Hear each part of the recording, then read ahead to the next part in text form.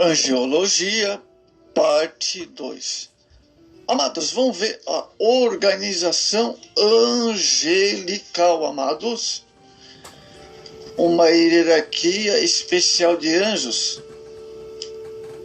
Primeiro, arcanjo.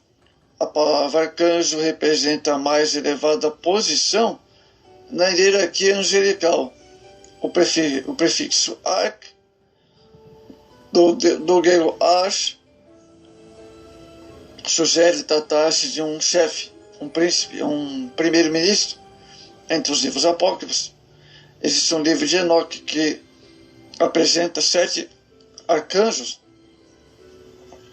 supostamente, né? Mas é um apócrifo.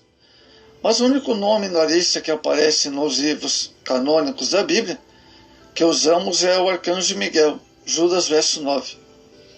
Esse arcanjo se destaca biblicamente como uma espécie de administrador e protetor dos interesses divinos em relação a Israel. Daniel 12:1. O arcanjo Miguel é denominado príncipe dos filhos de Israel, porque é o guardião desta nação. Na visão apocalíptica e escatológica futura que João teve na ilha de Patmos, o arcanjo Miguel surgirá como um grande combate dos exércitos celestiais contra as milícias satânicas representadas pelo dragão, símbolo de Satanás. Apocalipse 12. Na vinda pessoal de Jesus, na primeira fase de convocação dos remidos do Senhor, a Escritura não dá nome ao arcanjo, mas declara que a voz do arcanjo será ouvida pelos mortos, os quais ressuscitarão e se levantarão de suas sepulturas para ir ao encontro do Senhor. 1 Tessalonicenses 4:16. Querubim, essa classe de anjos criados por Deus, se destaca pela ligação que eles têm com o trono. A palavra querubim no original hebraico, querub, tem o sentido de guardar, cobrir. Eles aparecem pela primeira vez na Bíblia em Gênesis 3:24, no jardim do Éden, para guardar a entrada oriental, a fim de que o homem que havia pecado contra seu Criador não tivesse acesso ao caminho da árvore da vida. O que aprendemos acerca dos querubins é que eles possuem uma posição elevada na corte celestial. Eles estão diretamente ligados ao trono de Deus. Como, por exemplo, o Salmo 80, verso 1, Isaías 37:16. Em Ezequiel 10, os querubins aparecem cheios de olhos e o trono de Deus está acima deles. A ligação dos querubins com o trono de Deus nos ensina que eles guardam o acesso à presença de Deus. Só é possível entrar no Santo dos Santos, o lugar santíssimo, com o sangue da aliança em nossas vidas. Hebreus 10:19. Serafins. O vocábulo serafim deriva do hebraico sarafá, que significa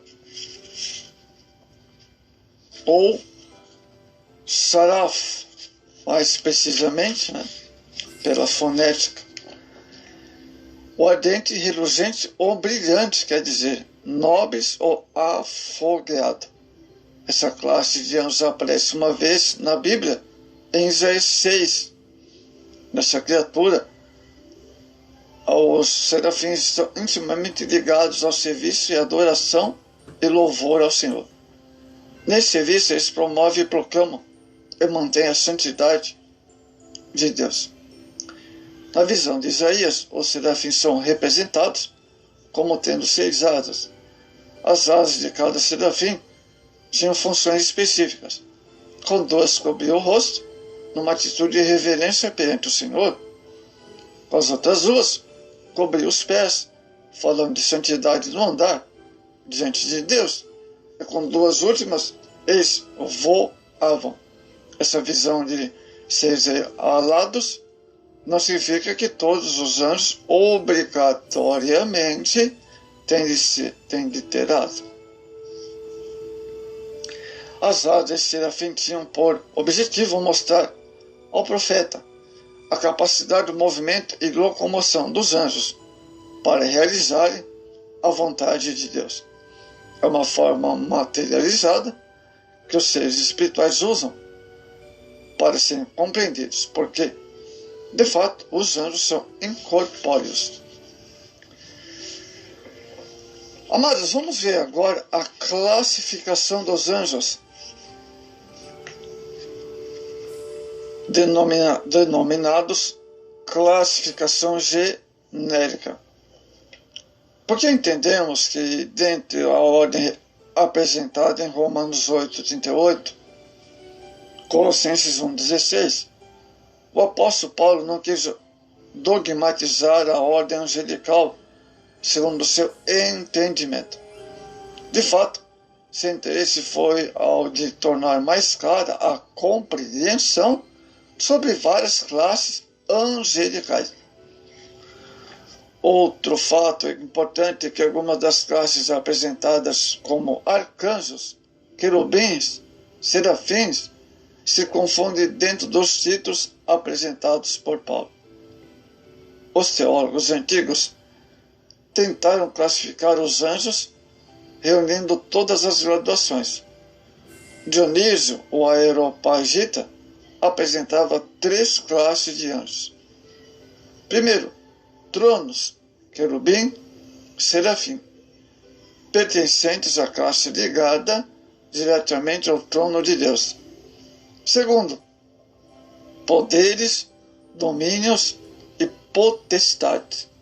Terceiro, principados, arcanjos, anjos comuns. Entretanto, essa classificação não tem respaldo bíblico. Amém? Vamos apresentar agora uma classificação segundo a ordem do texto de Colossenses 1:16, Romanos 8:38, sem nos preocupar com uma ordem definitiva. Tronos. Então, primeiro, Colossenses 1:16, conforme está no original grego,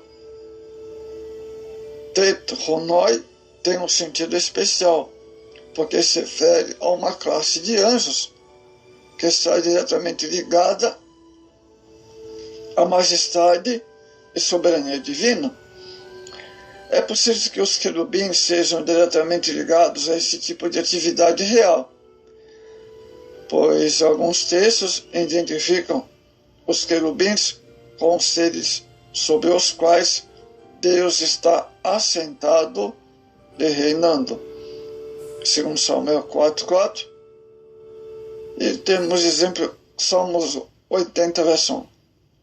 É interessante, amados, fazer uma ligação tipológica dos anjos tronos com os carros nos quais Deus anda e ostenta sua glória do universo. Uma figura de linguagem, lógico. Salmo 68:17. Também encontramos essa mesma figura de linguagem acerca dos anjos, comparando-os e tipificando-os aos carros de salvação.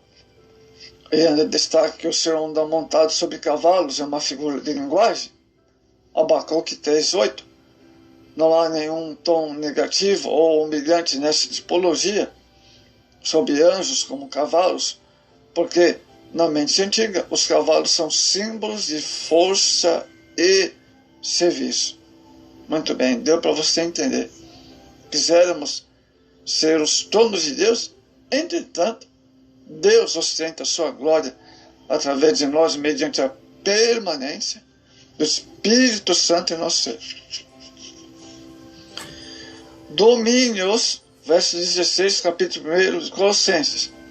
Em algumas versões do termo grego, kuriotes ou kuriotetoi tem o sentido de soberania, soberanias ou denominações. Efésios 11:1.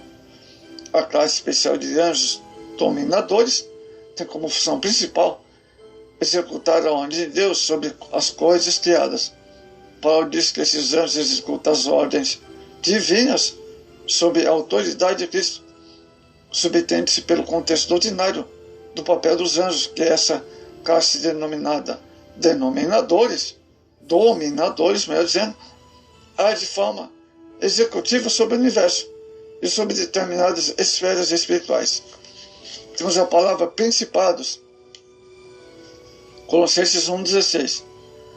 Mais uma vez, aquelas categorias especiais de querubins e serafins se confundem com essas classificações de tronos, domínios, principados e potestade. Por isso é difícil estabelecer uma ordem específica. Porém, o que está revelado acerca dessas classes de anjos nos é suficiente para entender a sua importância e seu mistério. A palavra principados no grego bíblico é archai. Refere-se a uma classe de anjos que tem poderes de príncipe. Nos reinos terrestres, os principados regem sobre territórios pertencentes ao reino. Podemos ver isso na história de Lucifer, o qual havia sido estabelecido como querubim, anjo para proteger. Estava no Monte Santo antes de sua queda. Ao mesmo tempo, parece-nos que sua posição de querubim fortalecida e acrescida por uma posição de principado. Supõe-se então que ele governava o planeta na posição de principado. Ele só perdeu essa posição quando se rebelou contra o Criador. Ezequiel 28:16. Devemos também considerar um outro príncipe, chamado de Miguel, referido na Bíblia como um dos primeiros príncipes de Deus. Daniel 10:13. Temos a palavra potestade no verso 16 em Colossenses capítulo 1. Potestade refere-se aos anjos especiais que executam tarefas específicas da parte de Deus. Não se trata de poderes angelicais isolados, mas são chamados potestades porque foram investidos de uma autoridade especial. Vários exemplos se destacam na Bíblia das ações poderosas dessa classe de anjos. Um desses anjos foi enviado por Deus para destruir a cidade de Jerusalém.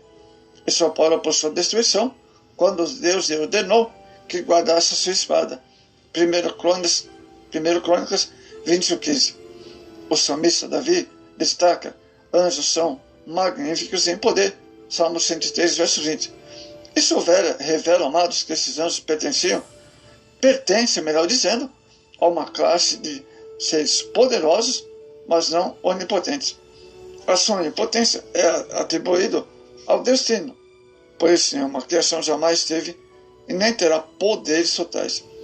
A magnitude do poder dessas potestades se limita ao nível da capacitação dada por Deus para o cumprimento de suas obrigações. Amados, a prova mais evidente da organização angelical está nos vários títulos e nomes dados aos anjos, indicando de modo as várias classes angelicais. Nós aprendemos também que no mundo espiritual existem dois lados distintos. De um lado estão os anjos de Deus e do outro lado estão os espíritos do mal, que são os anjos caídos. Os seres angelicais de ambos os lados desenvolvem uma relação com os seres humanos. Da parte de Deus, os seus anjos ministram a favor dos santos no mundo. E de outra parte, os espíritos do mal executam suas ordens contra os santos em Cristo.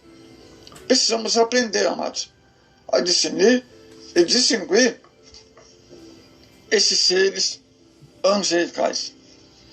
Amados, é muito importante, amados irmãos, esse assunto, ele aqui em Teoses Celestiais mostra que os anjos são mais habituados ao regime de obediência e disciplina. O apóstolo Paulo exorta-nos a agir da mesma forma, para que o serviço do Senhor nos confiou não sofra qualquer solução de continuidade. Portanto, amados, que você possa compreender claramente esse assunto acerca da classificação genérica dos anjos.